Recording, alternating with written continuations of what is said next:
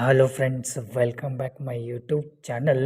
Ration card update ಮತ್ತೊಂದು ವಿಡಿಯೋಗೆ ನಿಮಗೆಲ್ಲರಿಗೂ ಸುಸ್ವಾಗತ ಕೋರುತ್ತಾ, ರೇಷನ್ ಕಾರ್ಡ್ ಅರ್ಜಿನ ಹಾಕಿ ರೇಷನ್ ಕಾರ್ಡ್ಗೋಸ್ಕರ ಕಾಯ್ತಾ ಇದ್ರು, ಯಾವಾಗ ಬರುತ್ತೆ ಅಂತ ಕಾಯ್ತಾ ಇದ್ರು ಅವರಿಗೆ ಗುಡ್ ನ್ಯೂಸ್ ಅಂತ ಹೇಳ್ಬೋದು.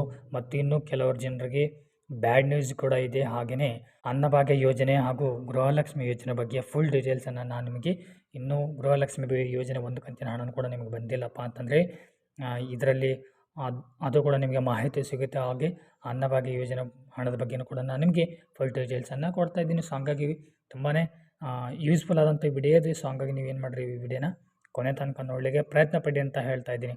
ಬನ್ನಿ ಹಾಗಾದರೆ ವಿಡಿಯೋನ ಸ್ಟಾರ್ಟ್ ಮಾಡೋಣ. ವಿಡಿಯೋ ಸ್ಟಾರ್ಟ್ ಮಾಡೋದಕ್ಕಿಂತ ಮುಂಚೆ ಇನ್ನೂ ನಮ್ಮ ಚಾನಲ್ ಯಾರೆಲ್ಲ ಸಬ್ಸ್ಕ್ರೈಬ್ ಮಾಡೋದನ್ನು ನೋಡ್ತಿದ್ರು ಪ್ರತಿಯೊಬ್ಬರು ಕೂಡ ಸಬ್ಸ್ಕ್ರೈಬ್ ಮಾಡ್ಕೊಳ್ಳಿ. ಹಾಗೆಯೇ ಪಕ್ಕದಂಥ ಬೆಲ್ ಐಕನ್ ಪ್ರೆಸ್ ಮಾಡೋದನ್ನು ಮರಿಬೇಡಿ. 15 ದಿನಗಳಲ್ಲಿ ಹೊಸ ರೇಷನ್ ಕಾರ್ಡ್ ವಿತರಣೆ. ರೇಷನ್ ಕಾರ್ಡ್ ಆಕಾಂಕ್ಷಿಗಳಿಗೆ ಖುಷಿ ಸುದ್ದಿ ಅಂತ ಹೇಳ್ಬೋದು. ಕೋವಿಡ್-19 ಆದ ತಕ್ಷಣಪ್ಪ ಅಂತಂದರೆ ಏನೊಂದು ಎಲೆಕ್ಷನ್ ಆಯಿತು, ಕೋವಿಡ್-19 ಆಯಿತು. ಆದರೆ ರಾಜ್ಯದ ಜನತೆಗೆ ಮಾತ್ರ ರೇಷನ್ ಕಾರ್ಡ್ ವಿತರಣೆ ಆಗಿರಲಿಲ್ಲ. ಈ ಬಗ್ಗೆ ನಮ್ಮ ಸಚಿವರಾದ ಆಹಾರ ಮತ್ತು ನಾಗರಿಕ ಸರಬರಾಜು ಸಚಿವ KH ಮುನಿಯಪ್ಪ ಸರ್ ಪಡಿತರ ಚೀಟಿ ವಿತರಣೆಗೆ ಸಂಬಂಧಿಸಿದಂತೆ ಮಹತ್ವದ ಒಂದು ಮಾಹಿತಿಯನ್ನು ಕೂಡ ಹಂಚಿಕೊಂಡಿದ್ದಾರೆ. ಅವರು ತಮ್ಮ ಸೋಷಿಯಲ್ ಮೀಡಿಯಾದಲ್ಲಿ ಅವರ ಅಕೌಂಟಲ್ಲಿ ಈ ಬಗ್ಗೆ ಮಾಹಿತಿ ನೀಡಿದ್ದಾರೆ. ಫಲಾನುಭವಿ APL ಹಾಗೂ BPL ಕಾರ್ಡ್ ಅರ್ಜಿದಾರರ ಅರ್ಜಿಗಳನ್ನು ಪರಿಶೀಲನೆ ಮಾಡಲಾಗಿದೆ. ಕೇವಲ 15 ದಿನಗಳಲ್ಲಿ ಜನರಿಗೆ ಹೊಸ ಪಡಿತರ ಚೀಟಿ ವಿತರಣೆ ಮಾಡಲಾಗುವುದು ಎಂದು ಸಚಿವರು ತಿಳಿಸಿದ್ದಾರೆ. ಈಗಾಗಲೇ ರಾಜ್ಯಕ್ಕೆ ಸಲ್ಲಿಕೆಯಾಗಿರುವ ರೇಷನ್ ಕಾರ್ಡ್ ಪಡೆದುಕೊಳ್ಳುವ ಅರ್ಜಿಗಳ ಸಂಖ್ಯೆ 3 ಲಕ್ಷ ಹೆಚ್ಚು. ಇನ್ನು 15 ದಿನಗಳಲ್ಲಿ ಪಡಿತರ ಅರ್ಜಿ ಪರಿಶೀಲಿಸಿ ಹೊಸ ಪಡಿತರ ವಿತರಣೆ ಮಾಡುವಂತೆ ಅಧಿಕಾರಿಗಳಿಗೆ ಸೂಚಿಸಲಾಗಿದೆ. ಪಡಿತರ ಚೀಟಿದಾರರಿಗೆ ಹಣದ ಬದಲು ಅಕ್ಕಿ ನೀಡಲು ಪ್ರಯತ್ನಿಸಲಾಗುತ್ತದೆ ಎಂದು ಕೂಡ ಸಚಿವ KH ಮುನಿಯಪ್ಪ ಸರ್ ಅವರು ತಿಳಿಸಿದ್ದಾರೆ. ಹಳೆಯ ಕಾರ್ಡ್ ಇರೋರಿಗೆ ಸಂಕಷ್ಟ ಅಂತ ನೋಡಿ, ಯಾಕೆ ಅಂತ ನೋಡೋಣ. ರಾಜ್ಯಾದ್ಯಂತ ಒಟ್ಟು 1.27 ಕೋಟಿ ಅಧಿಕ BPL ಇದೆ.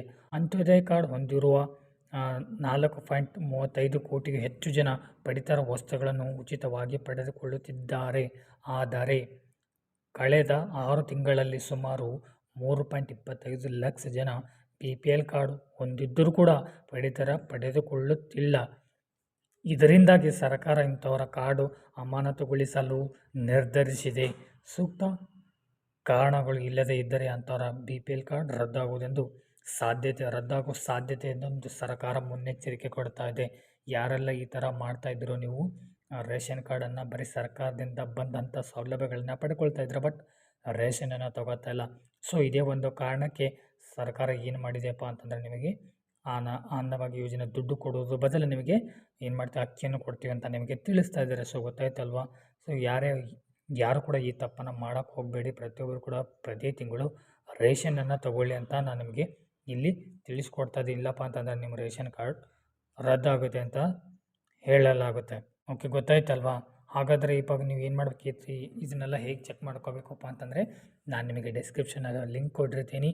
ಸೊ ಆ ಲಿಂಕ್ ಮೇಲೆ ನೀವು ಹೋಗಿ ನಿಮ್ಮ ರೇಷನ್ ಕಾರ್ಡ್ ಅಪ್ಲಿಕೇಶನ್ ಸ್ಟೇಟಸನ್ನು ನೀವು ಚೆಕ್ ಮಾಡ್ಕೋಬೋದು. ಓಕೆನಾ. ಹಾಗೆಯೇ ಇಲ್ಲಿ ಸ್ಕ್ರೀನ್ ಮೇಲೆ ಕೂಡ ಇವಾಗ ನಾನು ನಿಮಗೆ ಹಾಕ್ತಾ ಇದ್ದೀನಿ ನೋಡಿ, ಇಲ್ಲಿ ಬರುತ್ತೆ. ಈ ಲಿಂಕಲ್ಲಿ ಹೋಗಿ ನೀವು ಅಪ್ಲಿಕೇಶನ್ ಸ್ಟೇಟಸ್ ನೀವು ಚೆಕ್ ಮಾಡ್ಕೋಬೋದು ಯಾವಾಗ ಬರುತ್ತೆ ಅಂತ. ಓಕೆನಾ. ರೇಷನ್ ಕಾರ್ಡ್ ಯಾವಾಗ ಬರುತ್ತೆ ಅಂತ ಕಾಯ್ತಾ ಇದ್ದೀರಲ್ವ, ಅಲ್ಲಿ ನಿಮಗೆ ಫುಲ್ ಡೀಟೇಲ್ಸ್ ನಿಮಗೆ ಇರುತ್ತೆ. ಸೊ ಹೆಚ್ಚಿನ ಮಾಹಿತಿಗಾಗಿ ನೀವು ಆ ಲಿಂಕ್ ಮೇಲೆ ಹೋಗಿ ನೀವು ತಿಳ್ಕೊಬೋದು. ಇದೇ ಆಗಿತ್ತು ಅಪ್ಡೇಟ್. ಓಕೆನಾ, ಗೊತ್ತಾಯ್ತಲ್ವ, ಕ್ಲಿಯರ್ ಆಯ್ತಲ್ವ. 15 ದಿನಗಳಲ್ಲಿ ಇನ್ನೇನು 15 ದಿನಗಳು ಒಟ್ಟಿನಲ್ಲಿ ಡಿಸೆಂಬರ್, ಇದ್ರ ಬಗ್ಗೆ ಯಾವುದೇ ರೀತಿ ಕೊನೆ ದಿನಾಂಕ ಆಗಲಿ ಸ್ಟಾರ್ಟಿಂಗ್ ಡೇಟ್ ಆಗಲಿ ಯಾವುದೇ ರೀತಿ ನಮಗೆ ಅಪ್ಡೇಟ್ ಇಲ್ಲ. ಒಟ್ಟಿನಲ್ಲಿ 15 ದಿನಗಳಲ್ಲಿ ನಿಮಗೆ ರೇಷನ್ ಕಾರ್ಡ್ ವಿತರಣೆಯನ್ನು ಮಾಡ್ತೀವಿ ಅಂತ ತಿಳಿಸಿದ್ದಾರೆ ಸರ್ಕಾರ. ಬನ್ನಿ ಇವಾಗ ಗೃಹಲಕ್ಷ್ಮಿ ಯೋಜನೆ ಬಗ್ಗೆ ಮಾತಾಡೋಣ. ಗೃಹಲಕ್ಷ್ಮಿ ಯೋಜನೆ ಇನ್ನೂ 1ನೇ ಕಂತಿನ ಹಣನೂ ಬಂದಿಲ್ಲ. ಇನ್ನು ಕೆಲವು ಜನರಿಗೆ 2ನೇ ಕಂತಿನ ಹಣ ಕೂಡ ಬಂದಿಲ್ಲ.